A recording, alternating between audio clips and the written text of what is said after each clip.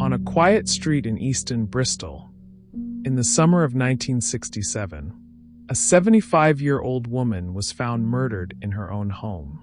Her name was Louisa Dunne, a woman who had outlived 2 husbands, served her community, and was once destined to be the mayoress of Bristol. But on June 28, 1967, Louisa's life ended in violence, raped and strangled in her front room. Her killer walked free for 57 years, until science, memory, and justice finally caught up with him. This is the story of a case frozen in time, until one man, now in his 90s, was finally brought to justice.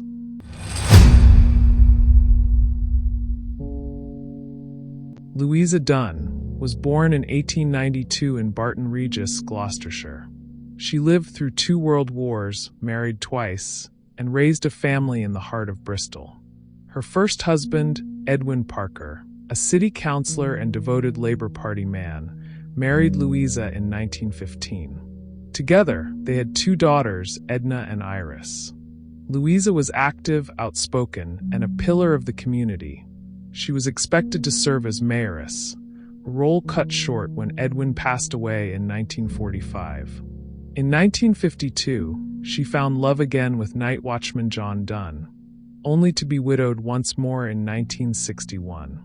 After that, neighbors say, she became reclusive, a once vibrant woman living quietly at 58 Britannia Road. On the 28th of June, 1967, Louisa's neighbor let herself into the home, concerned after not seeing Louisa for 2 days. What she discovered was horrific. Louisa laying on the floor of her living room. She had been raped. She had been strangled. Her cause of death, asphyxiation by strangulation. She was 75 years old. In 1967, the police launched a wide-scale investigation. Dozens of statements were taken, suspects questioned, and evidence preserved, but the killer was never caught. The case slowly slipped into the background of Bristol's history, remembered only by Louisa's grieving family and the aging detectives who had once worked the scene.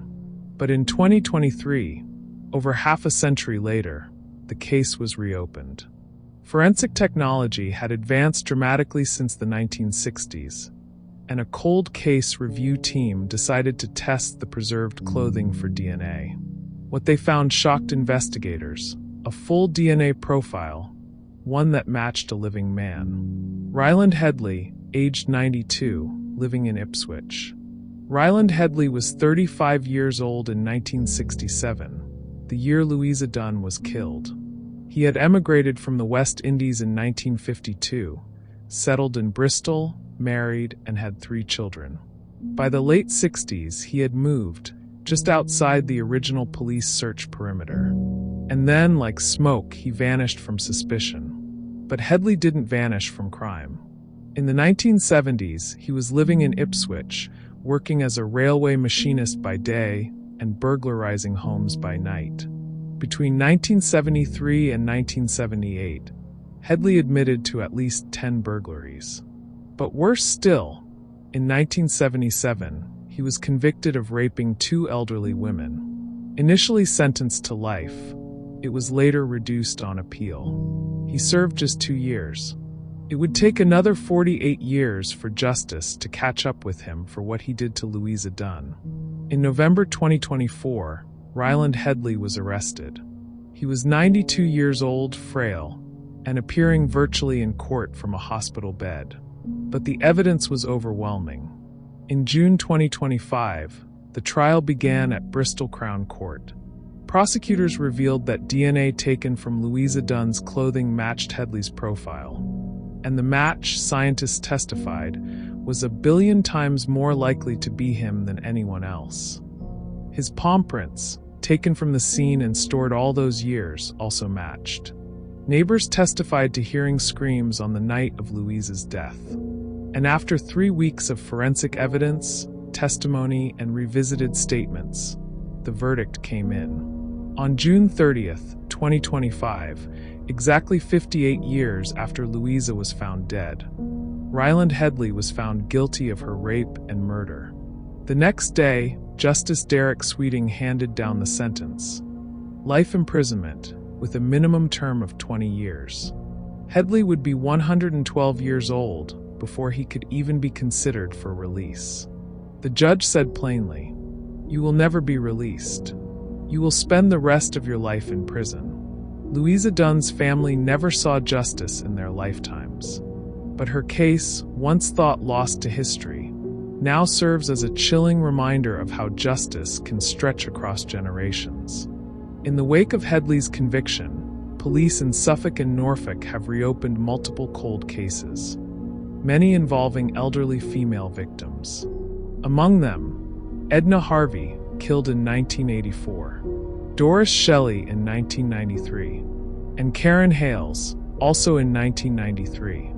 Authorities now believe Louisa Dunne may not have been Headley's only victim. Louisa Dunne lived a full life through hardship, war, and personal loss.